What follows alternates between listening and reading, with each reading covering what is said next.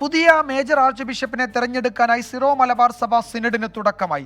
സിനഡിന്റെ ആദ്യ ദിനമായ ഇന്ന് പ്രാർത്ഥനകൾക്കും ധ്യാനത്തിനുമായി മാറ്റിവെച്ചിരിക്കുകയാണ്. നാളെ മുതലാണ് വോട്ടെടുപ്പ് ഉൾപ്പെടെയുള്ള നടപടിക്രമങ്ങളിലേക്ക് സിനഡ് കടക്കുക. എബിൻ ജോസ് വിവരങ്ങൾ നൽകും കൊച്ചിയിൽ നിന്ന്. എബിൻ, സിറോ മലബാർ സഭയെ സംബന്ധിച്ച് വളരെ നിർണായകമായ ഒരു സിനഡിനാണ് തുടക്കമായിരിക്കുന്നത്. എന്തൊക്കെയാണ് ചർച്ചകളുടെ ഒരു പൊതു സ്വഭാവം? ഈ കുർബാന തർക്കമടക്കം അതിൻ്റെ പരിഗണനയിലേക്ക് വീണ്ടും വന്നേക്കുമോ?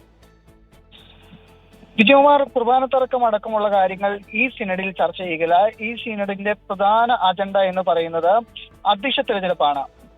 ഇന്നിപ്പോൾ സിനഡിന്റെ ആദ്യ ദിനമായി ഇന്ന് പ്രാർത്ഥനയ്ക്കും ധ്യാനത്തിനുമായാണ് മാറ്റിവെച്ചിരിക്കുന്നത്. നാളെയാണ് വോട്ടെടുപ്പ് ഉൾപ്പെടെയുള്ള കാര്യങ്ങളിലേക്ക് കടക്കുക.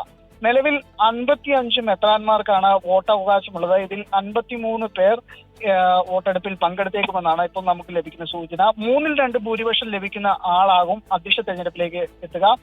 ആദ്യ റൗണ്ടുകളിൽ ഈ 2/3 ഭൂരിപക്ഷം എത്തിയില്ലെങ്കിൽ 5 റൗണ്ട് വരെ വോട്ടെടുപ്പ് പോയേക്കാം. അതിനുശേഷവും തീരുമാനമെത്തുന്നെങ്കിൽ വീണ്ടും തെരഞ്ഞെടുപ്പ് നടത്തി കേവല ഭൂരിപക്ഷം ലഭിക്കുന്ന ആളെ അധ്യക്ഷ പദവിയിലേക്ക് എത്തും. ഇതിന് വത്തിക്കാൻ അംഗീകാരം നൽകുന്നതോടുകൂടിയാണ് പുതിയ മേജർ ആർച്ച് ബിഷപ്പിനെ ഔദ്യോഗികമായി പ്രഖ്യാപിക്കുക. ഏതായാലും വോട്ടെടുപ്പ് ഉൾപ്പെടെയുള്ള കാര്യങ്ങളിലേക്ക് നാളെയാണ് സിനഡ് കടക്കുക. വിജയകുമാർ.